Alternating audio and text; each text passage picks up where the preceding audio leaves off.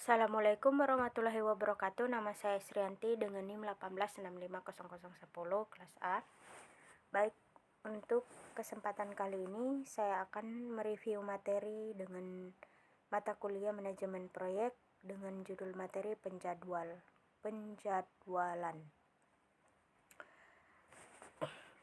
Yang pertama ada diagram PERT. Pada awalnya PERT atau Program Evaluation and Review Technique Quick yang sederhana digunakan untuk menjelaskan kegiatan yang berurutan dengan menggunakan serangkaian anak panah. PERT juga menunjukkan kegiatan yang berjalan secara serentak, sederetan kegiatan seperti A sampai B, sampai C, dan sampai G. Disebut suatu jalur atau path jika ada jalur atau bagian jalur yang berjalan secara paralel seperti jalur B sampai C dan jalur D sampai E sampai F, maka kegiatan B dan C dapat dikerjakan secara serentak dengan kegiatan D, E, dan F. Kemudian ada jalur kritis. Suatu pembuktian yang luas dari diagram PERT yang di atas dapat dicapai dengan mencantumkan lamanya tugas masing-masing pada PERT. Jalur terpanjang dalam jaringan kerja dihitung dengan menambahkan lamanya waktu sepanjang jalur. Garis ganda menunjukkan CP lengkap. Mengetahui jalur kritis merupakan hal penting bagi PM. Jika suatu kegiatan pada CP meleset atau membutuhkan suatu waktu lama dari yang merencanakan, maka tanggal pengiriman proyek akan meleset. Float atau slack, suatu periode waktu di mana kegiatan dapat meleset tetapi tidak mempengaruhi CP dan tanggal pengiriman. Total float adalah waktu total float di mana kegiatan sebelum berpengaruh pada CP. Free float adalah waktu float di mana kegiatan sebelumnya tidak berpengaruh pada kegiatan lainnya.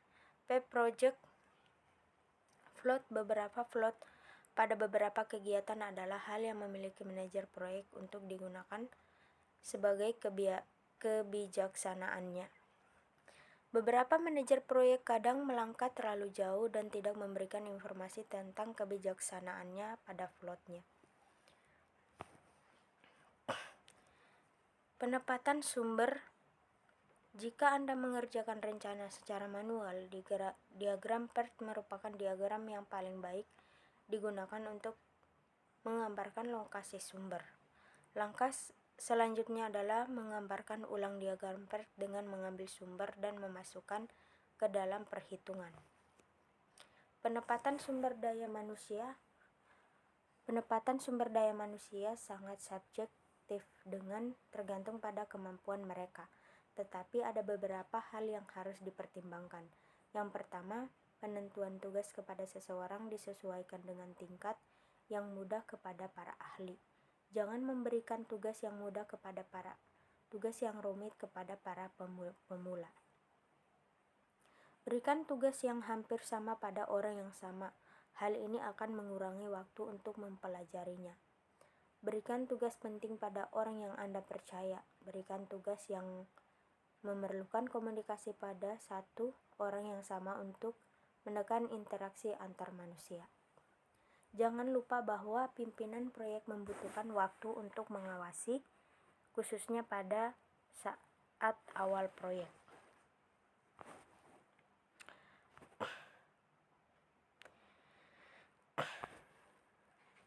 Kemudian penempatan sumber daya non-manusia. Sumber daya non-manusia diperlukan untuk proyek software seperti hardware komputer, paket software, sistem operasi, informasi, manual pelatihan, jaminan komputer layanan, cetakan, dan sebagainya.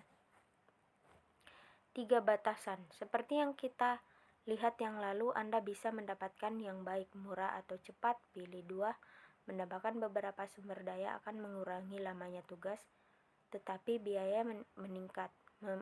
Memindahkan orang yang dipercaya dari kegiatan yang rumit tetapi kegiatannya pendek ke dalam kegiatan yang lama mungkin mengurangi waktu secara keseluruhan, tetapi ini akan membahayakan seluruh proyek jika kualitas pada tugas yang pendek dikurangi. Jadwal atau diagram Gantt.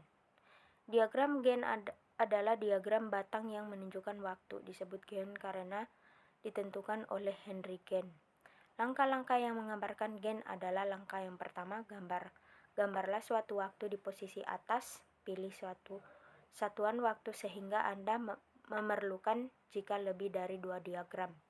Anda akan melihat bahwa Gantt adalah buku penuntun bagi manajer proyek. Langkah yang kedua, beri tanda pada kalender semua kejadian di posisi bawah. Langkah yang ketiga, dari PERT pada gambar 14.7, jadwalkan setiap kegiatan. Mulailah dengan kegiatan pertama. Phase definisi, gambarkan dalam bentuk batang sama panjangnya dengan 1 hari pada PERT. Langkah yang keempat, jadwalkan kemungkinan tugas untuk setiap kegiatan. Tanya pada diri Anda sendiri, apakah Anda pekerjaan yang akan diperpanjang waktunya untuk tugas khusus ini? Langkah yang kelima, ulangi kembali langkah 3 dan 4. Jadwalkan semua tugas-tugas dalam PERT dari ke kiri ke kanan dan ke atas ke bawah untuk tugas-tugas yang paralel. Langkah yang keenam, beri tanda semua kejadian-kejadian penting. Beri tanda kejadian penting utama yang menunjukkan penyelesaian dari kejadian penting dan produk-produk. Terima kasih, hanya itu yang dapat saya sampaikan dari materi tersebut. Mohon maaf jika ada salah kata. Assalamualaikum warahmatullahi wabarakatuh. Terima kasih.